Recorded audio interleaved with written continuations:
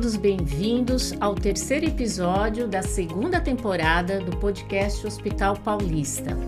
Hoje o tema a ser abordado é saúde auditiva e temos o prazer de receber aqui no estúdio duas grandes especialistas sobre o assunto. São elas, a doutora Ana Beatriz Espina, otorrinolaringologista e especializada em otologia do Hospital Paulista, e a fonoaudióloga Késia Neves, que atua no setor de reabilitação e próteses auditivas do Hospital Paulista. Sejam muito bem-vindas. Obrigada, bom dia. É um prazer estar aqui com vocês, falando sobre um tema que eu sou apaixonada particularmente. Legal. E a primeira pergunta é para você, doutora. O que caracteriza hoje uma audição saudável e quais são os principais sinais de que algo pode estar errado com a nossa audição? Uma audição saudável é aquela que a gente consegue perceber e compreender os sons do nosso dia a dia, basicamente. Desde um sussurro até aquela música mais alta, tá? Isso sem nenhuma dificuldade, sem nenhum barulho, zumbido, sem sentir dificuldade em ambientes mais ruidosos e sem ter que perguntar para aquela pessoa, pedir para aquela pessoa repetir o que ela falou, né? Isso mostra que o nosso ouvido e o nosso cérebro, eles estão trabalhando bem em equilíbrio, que a gente está conseguindo perceber, captar o som e compreender esse som também. E os sinais, né, de que a gente pode estar perdendo são justamente assim, a gente está diminuindo ali aquela percepção do som, pedindo para aquela pessoa repetir, ou às vezes alguns amigos, parentes estão falando que você está falando um pouquinho mais alto, ou quando você está aumentando um pouquinho o volume da TV, então você está percebendo que você não escuta mais tão bem naquele volume que você escutava. Um zumbidinho no ouvido, um barulhinho constante no ouvido, são sinais de que você pode estar perdendo a audição e que precisa procurar um atendimento otorrinolaringológico. Tá certo. Você falou uma coisa super interessante, que é a conexão entre a questão da audição, o ouvido, com o cérebro. Então, há uma conexão muito próxima, né? É exatamente essa conexão que faz a boa audição. Sim, a gente ouve, né? A gente capta o som pelo ouvido e a gente compreende, processa no cérebro. Por isso que está intimamente ligado hoje em dia com o risco de demência, né? Então, se a gente tem diminuição desse estímulo sonoro, a gente acaba tendo um risco aumentado para demência. Pacientes que têm essa tendência a ter demência, eles têm um risco aumentado de evoluir para o quadro demencial, porque você deixa de estimular aquela área do cérebro. Tá ok. E quais os principais causas da perda auditiva atualmente? E há alguma mudança no perfil do paciente nesses últimos anos? Perfeito. As principais causas ainda são, né, o envelhecimento neural, então das células do ouvido, uso de alguns medicamentos que podem causar perda auditiva, infecções mal curadas, crônicas do ouvido, né, traumas, exposição a sons, né, então trabalhar exposto a sons, sem o uso de aparelhos de proteção, o EPI que a gente fala, ficar expostos a sons muito intensos, então, com volumes muito altos, caixa de som, em festas. Mas hoje em dia a gente tem cada vez mais o jovem tendo perdas auditivas por uso de fone de ouvido, né? Então, ele fica muito tempo com aquele fone, Sim. em volumes muito altos, assim, vamos dizer assim, muito intensos, né? Acima de 60%. Então, a gente está vendo o surgimento, né, ou o aumento desse tipo também de perda auditiva, né? Pacientes cada vez mais jovens apresentando esse tipo de perda.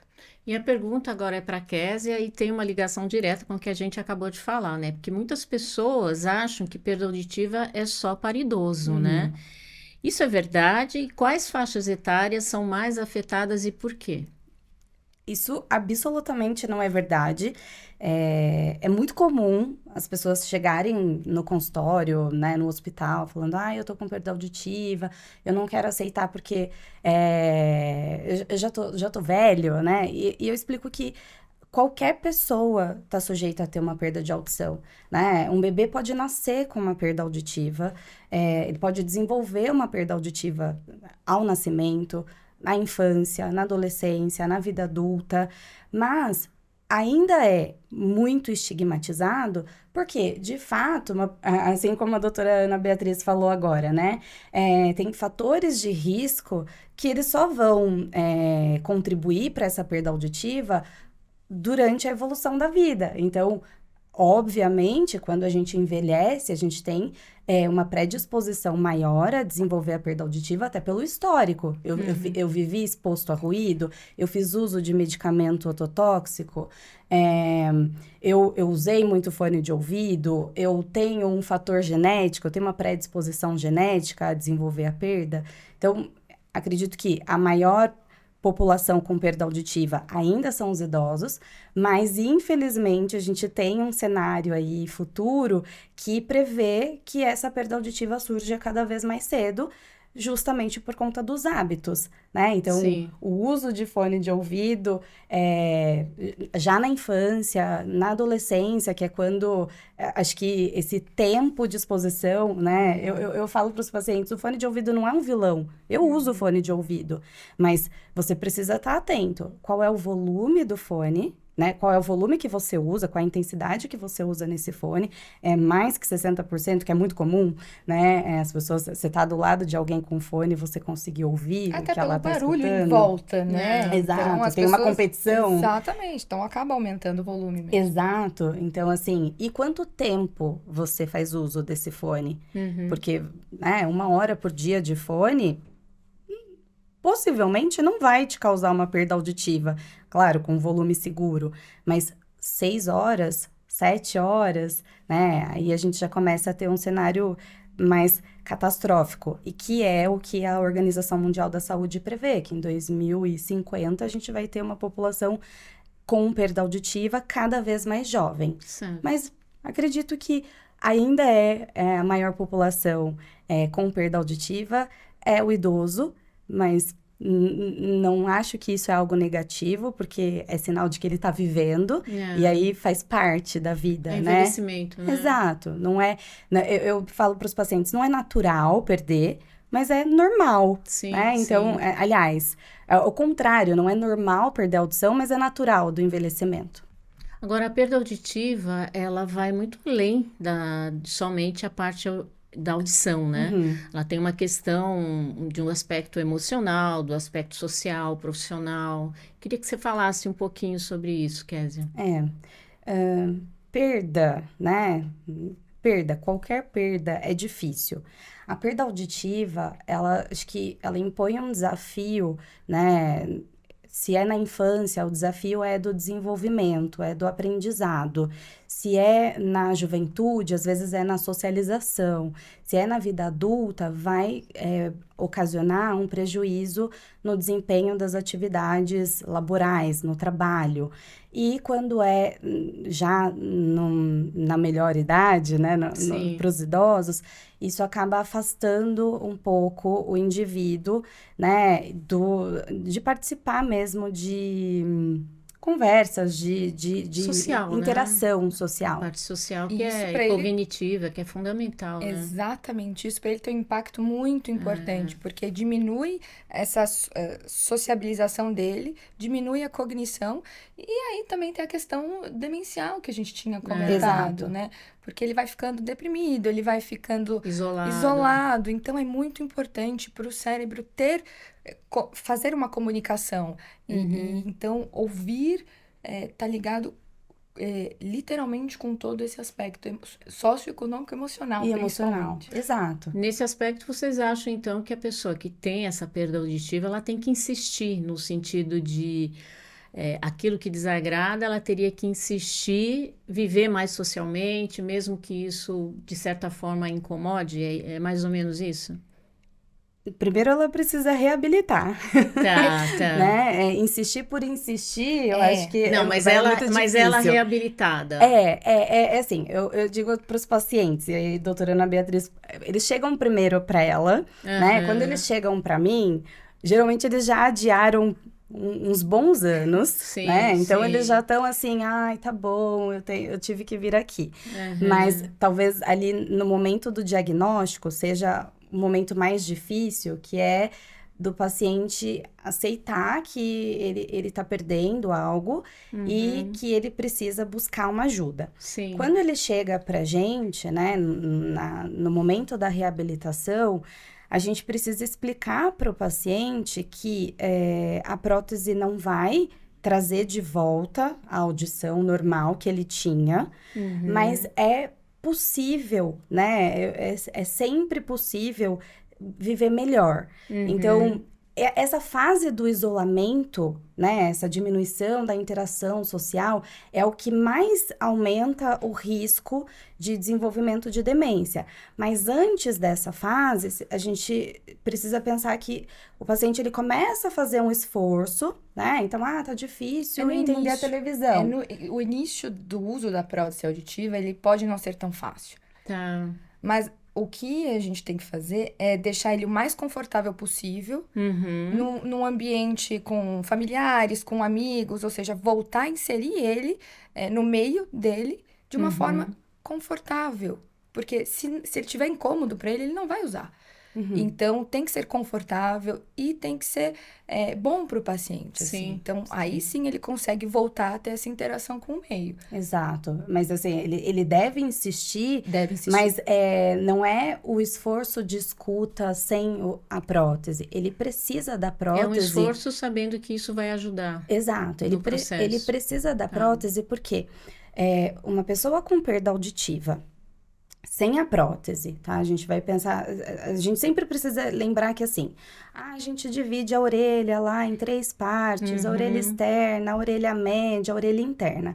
Cada uma tem uma função. Então, sempre que o paciente chega com o diagnóstico da perda... A primeira coisa que eu faço ele entender é que a gente vai trabalhar com uma prótese. O nome popular aparelho auditivo, mas eu sempre reforço que a gente está falando de uma prótese, e existem outras, não só o aparelho auditivo, existe a prótese ancorada no osso, existe o implante coclear, então existem vários meios de reabilitar essa audição. O mais comum é a prótese auditiva, ainda bem, porque é menos invasivo, né? Então, se pode, ótimo, mas existem outras soluções auditivas. Mas eu sempre tento explicar para ele que ele tem um aparelho auditivo, então ele tem a orelha, ele tem o órgão interno da audição, que abrigam as células auditivas, ele tem um nervo auditivo que vai mandar essa mensagem para o cérebro. Então, eu explico que ouvir é um processo complexo e ele tem uma lesão, né? A gente vai ver, o médico vai ver, e acho que a doutora Ana Beatriz ainda vai falar mais a respeito, mas ele vai ver onde está essa lesão. E quando a gente vai tratar da prótese, a gente vai colocar algo para auxiliar. Vai ser sempre melhor com a prótese do que nada. Tá certo. Agora, a pergunta é para a doutora Ana, mas aí também é uma pergunta que pode ser aberta para vocês duas, né? Que a gente vai falar sobre os exames, né? Que são recomendados ou utilizados para investigar os problemas de audição. E vocês poderiam explicar brevemente como que esses exames funcionam? Acho que o principal de todos é o exame audiométrico, a audiometria, né? E nele ainda a gente consegue ver... algumas partes, né, vamos dizer assim, do processo auditivo, né, principalmente captação do som. Então, a gente consegue ver, a Kézia também está aqui para complementar, mas a gente consegue, né, o paciente usa um fone de ouvido e nesse exame ele vai tentar perceber sons de diferentes frequências e diferentes volumes, né, para a gente ver qual o volume, vamos dizer assim, que ele consegue escutar em determinada frequência. Tem também uma parte nesse exame que consegue ver a mobilidade da membrana do tímpano e da cadeia ossicular, que é essencial para a audição, né?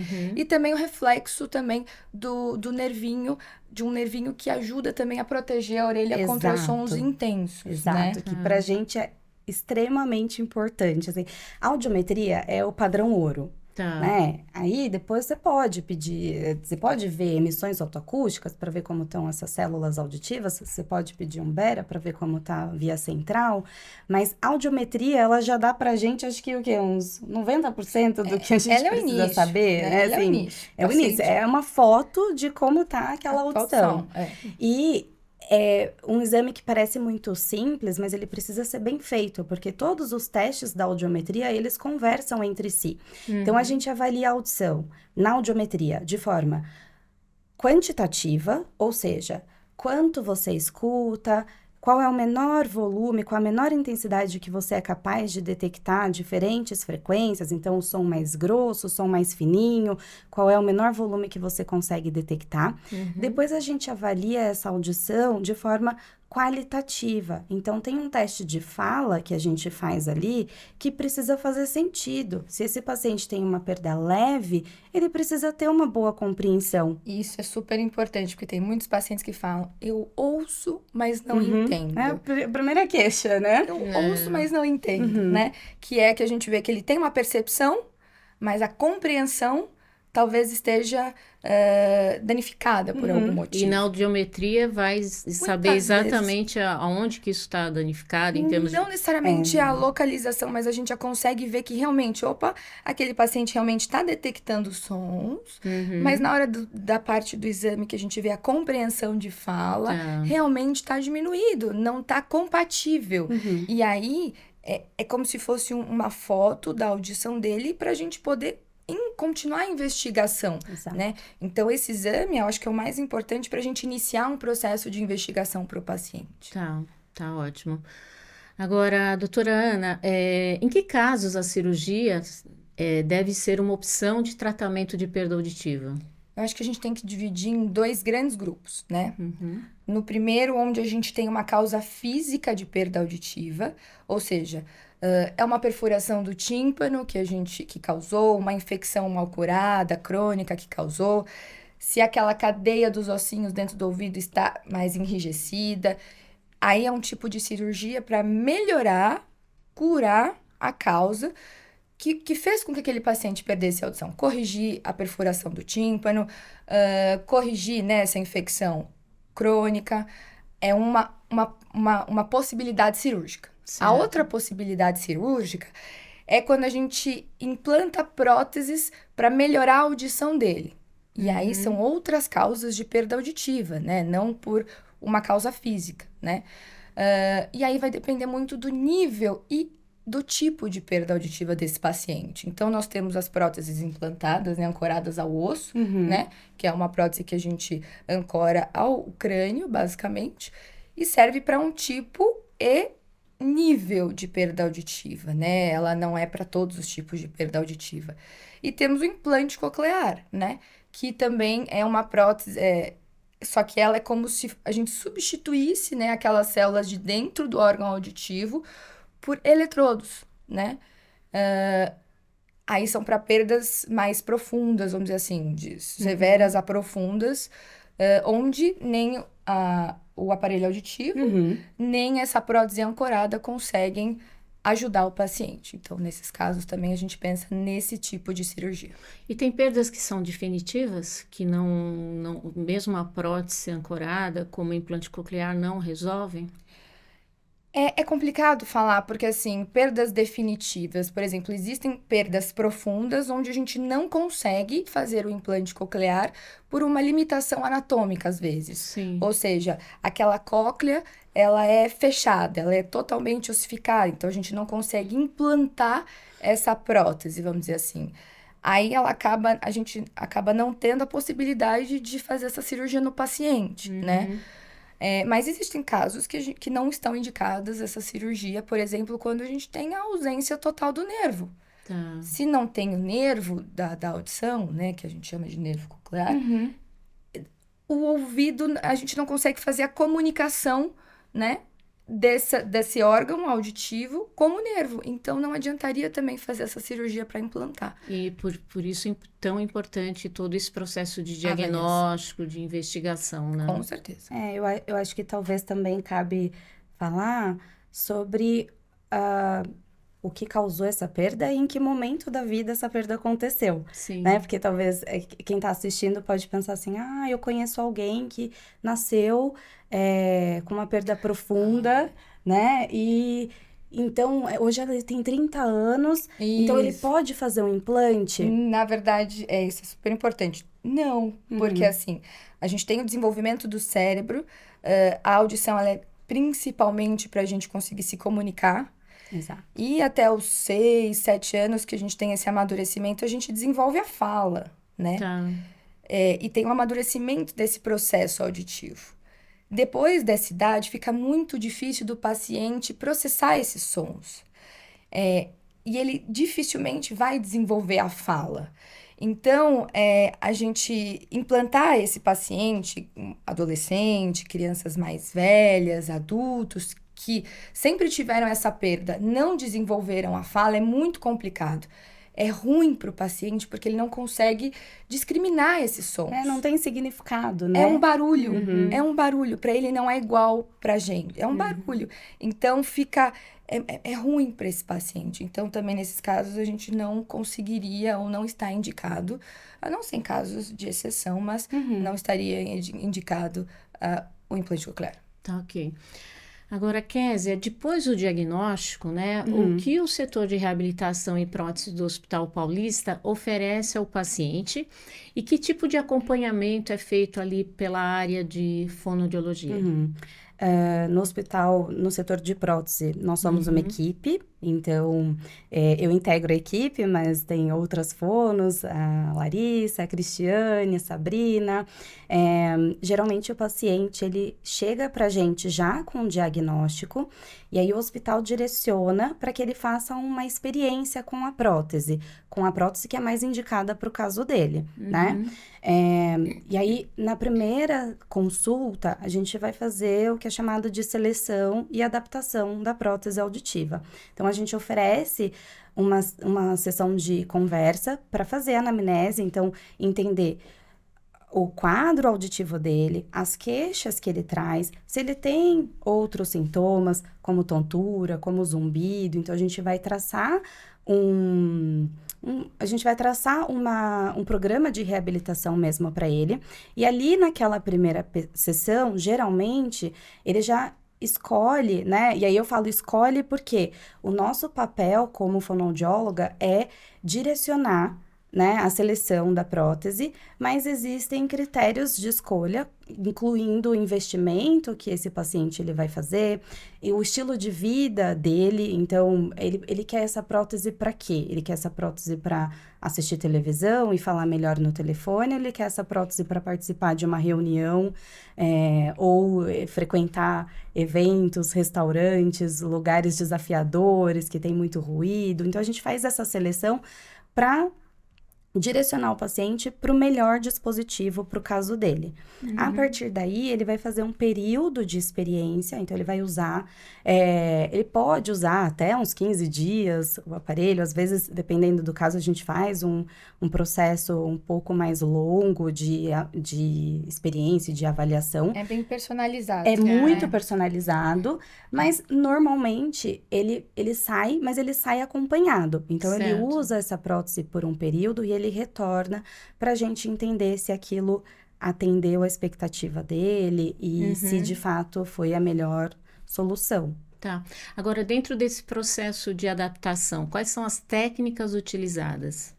Primeiro, que a principal técnica é uma boa conversa com o paciente. Então, a gente usa questionários de avaliação para saber qual o impacto dessa perda.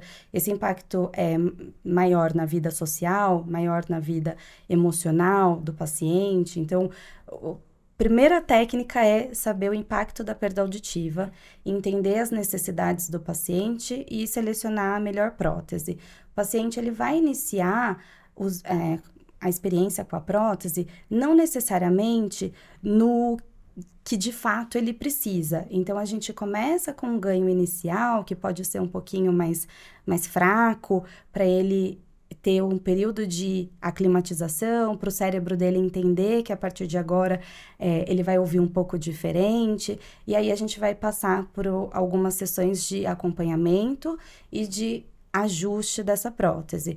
Também é importante a gente fazer testes de validação. Então, a gente mostra para o paciente como ele escuta sem a prótese, como ele escuta com a prótese, em diferentes situações. Então, no silêncio, no ruído.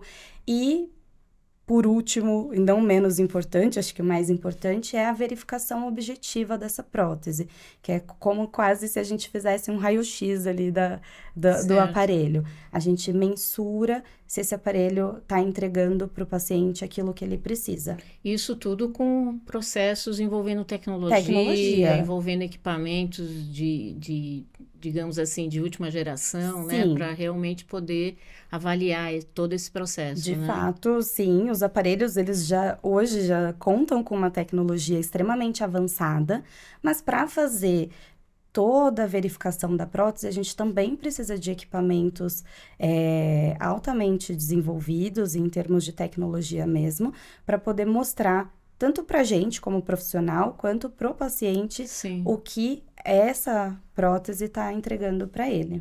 Agora, os aparelhos auditivos também mudaram bastante nos últimos anos, né? Melhorando exatamente o quê? Muito. O aparelho, ele tem um microfone, um processador, um amplificador e um receptor. Eu mostro isso para o paciente porque ele vai entender que vai entrar no microfone, vai passar por uma modificação até chegar de novo na orelha dele já com todas as correções. Mas com o avanço da tecnologia, especialmente a tecnologia digital, o aparelho ele tem uma capacidade de filtrar esses sons. E aí, claro, dependendo do nível de tecnologia, ele é capaz de se adaptar a mais de 120 ambientes diferentes. Então, é um restaurante, tem alguém falando à sua direita, tem alguém falando à sua esquerda. Isso é ótimo para eles, porque às vezes os aparelhos mais antigos, eles não conseguiam fazer essa detecção de com quem você está falando e diminuindo o ruído à volta. Eles amplificavam o som de forma geral. Então, aumentava-se o quê? Não só o que ele ouvia da pessoa, mas o barulho à volta. Então, às vezes o paciente fala, eu não consigo usar porque está tudo muito alto. Então, agora não, esses aparelhos, né, os aparelhos mais novos, a gente conta com essa tecnologia, o que ajuda muito a adesão do paciente. Muito. Então, assim, cada vez mais a gente vê essa adesão do paciente justamente por conta dessas melhorias da tecnologia. Exato. E até foi legal você falar disso, porque a gente personaliza. Então, assim, ele quer ouvir melhor a televisão, mas às vezes ele mora numa avenida. Tem muitos ruídos. Tem, né? Tem muito ruído ali competindo com o som da TV. O que a gente faz? A gente pode usar um dispositivo que conecta a televisão dele diretamente ao aparelho. Hoje, todos os aparelhos, dos mais básicos aos mais avançados, eles conectam ao celular do paciente. Ele tem uma experiência de ligação, de consumo de conteúdos, de redes sociais, de... Conectividade, né? A gente nem usa muito a palavra conectividade com o paciente, assim, porque às vezes o paciente fala, eu não quero isso. Quando eu falo, olha, você usa o YouTube? Eu uso, eu tô aprendendo francês, eu tô aprendendo inglês. Eu falo, então agora... seus problemas acabaram. Vamos interagir, então, seu aparelho com redes sociais. E a gente faz isso através da tecnologia. E nem sempre, numa única consulta, a Késia ou as meninas conseguem passar tudo isso para o paciente. E, às vezes, não consegue também deixar o som mais confortável possível para o paciente. Então, eu falo, nesse meio tempo que você está passando, testando, volta aqui comigo. E aí, às vezes, ele fala... Teve um caso muito engraçado. Doutora, eu não tô aguentando o barulho da minha mulher andando de pantufa em casa. Nossa, de pantufa? De pantufa, bem específico. Aí eu falo, anota. Então, anota. Eu falo, eu peço pro paciente, vai em todos os ambientes possíveis. Teatro, cinema, shopping, mercado, almoço em família em casa, almoço em família no restaurante. E anota tudo para passar pra Késia, porque... Isso, ela vai conseguir fazer, deixar ele mais fino possível, com uma qualidade melhor possível. E, às vezes, numa consulta só com ela, não consegue. Então, eu sempre peço, às vezes, para eles voltarem. Eles me passam essas reclamações, eu falo, anota tudo isso. E, às vezes, isso aumenta a adesão do paciente, porque ela vai lá, ajusta e pronto. Ele já fica confortável com essas reclamações, com essas queixas que ele tinha... e achava que não ia melhorar, né? Exato. E aproveitando essa troca de vocês, o trabalho de vocês é bem integrativo, né? O otorrinolaringologista e a fonoaudióloga. Eu queria que vocês falassem um pouco sobre isso. Acho que a otorrinolaringologia, em geral, trabalha muito com a fono, né? De várias áreas da otorrino. Vamos pensar assim, voz, equilíbrio, linguagem, né? Desenvolvimento, deglutição. Mas especificamente na otologia, né? Puxando para minha área, eu acho que não existe um trabalho da audição, da otologia em si, sem o trabalho da fono. Porque a gente faz, às vezes, o diagnóstico, a gente faz cirurgia, a gente faz tratamento, mas a reabilitação, o sucesso do teu trabalho mesmo, no final, vai depender muito da fono, do trabalho, da reabilitação que a fono traz, né? Sim. Então, é um casamento muito importante, né? Que precisa estar bem alinhado. Eu brinco que, às vezes, no meio da consulta, eu ligo, verdade. Então, assim, é um tratamento que, assim, é personalizado para cada paciente e é muito bom ter esse vínculo no hospital, porque, assim, é uma equipe que a gente consegue contar, literalmente, eu tô com um caso assim, vamos trabalhar junto, então, é personalizado, é muito bom contar com eles, saber que tem uma equipe boa, porque o sucesso do teu paciente também vai depender do trabalho deles. Então, é um casamento, não tem jeito. Eu preciso muito pra gente ter o sucesso do nosso paciente, né? A gente precisa muito uma da outra. Exato. Eu digo para os pacientes, o diferencial de você estar aqui no hospital, né? Às vezes eles falam assim, eu posso ir em outros lugares, eu deixo o paciente à vontade, mas eu explico para ele, o diferencial de você estar aqui é que a gente está tratando o seu quadro atual, mas isso pode mudar. E quando a gente está dentro de uma equipe, a gente consegue entender o que está acontecendo. Sim, sim. Né? Acontece mesmo, assim, né? Dela me ligar, mas o contrário muitas vezes, né? Então, às vezes chega uma indicação externa. Um paciente descobriu o hospital, aconteceu essa semana, uma paciente descobriu o hospital e ela veio, e ela chegou com um exame de audiometria e ela tinha uma queixa muito específica, que assim, é claramente um quadro cirúrgico, mas ela já tinha feito experiências com aparelho auditivo, ela tinha o orçamento ali de uma prótese auditiva de outros lugares. E aí eu falei para ela, tudo bem, a gente pode avaliar, porque, né, quando alguns casos cirúrgicos, aí, doutora Ana Beatriz, a gente volta um pouco lá na primeira questão dela, tem tipos de perdas que podem ser reabilitadas por cirurgia, mas que o paciente ainda tem a opção de escolher se ele quer operar ou se ele quer seguir o tratamento dele com a prótese. E aí, eu poderia seguir com ela ali na prótese, mas eu preciso contar para ela que ela ela tem uma outra alternativa. E aí, imediatamente, eu já encaminhei essa paciente para o setor de otologia. Ela começou a experiência, mas ela já está em investigação para entender o que ela pode se beneficiar da cirurgia e, por fim, ela vai fazer a escolha do tratamento. Obviamente, em alguns casos, o paciente não tem escolha. Às vezes, ele precisa, de fato, operar. Mas quando ele pode escolher, ele tem que saber que existem diferentes caminhos.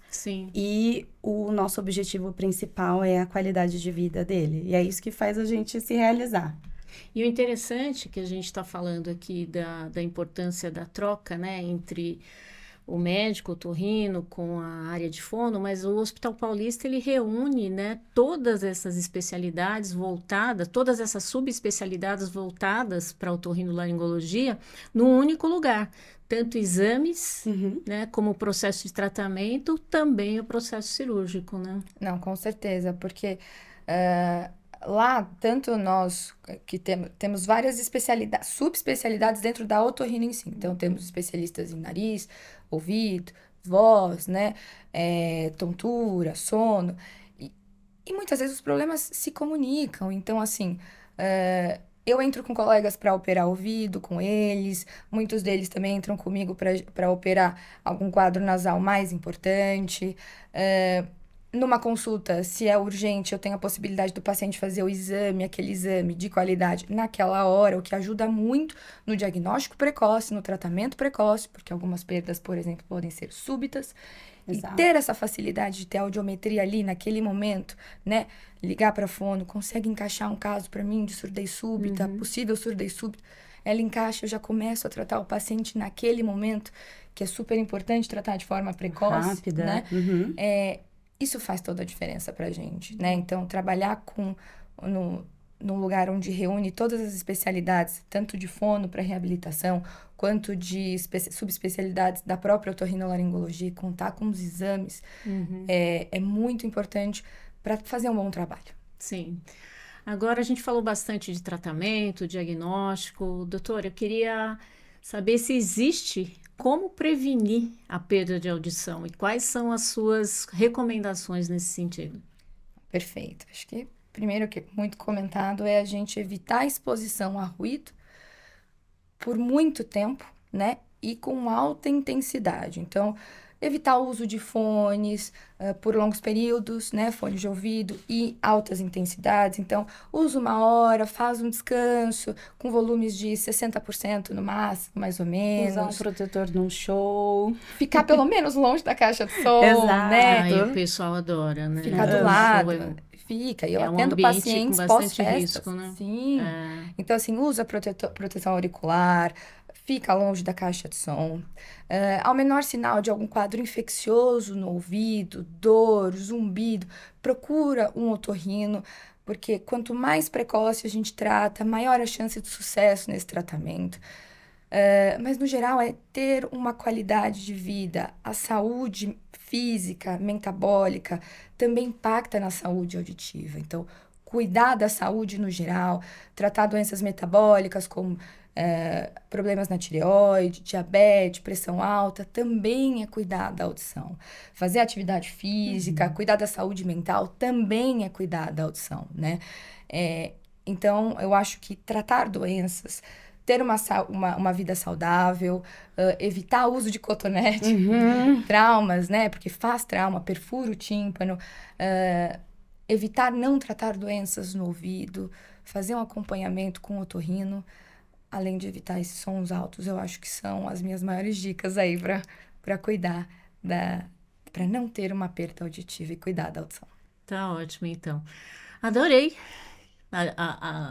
As informações foram realmente bastante relevantes, né? Acho que a gente aprofundou bastante o tema hoje. Vocês querem complementar mais alguma coisa? Eu acho que cuidar da audição agora é plantar uma sementinha para a gente ter uma qualidade de vida no geral, com uma boa saúde mental, né? Exato.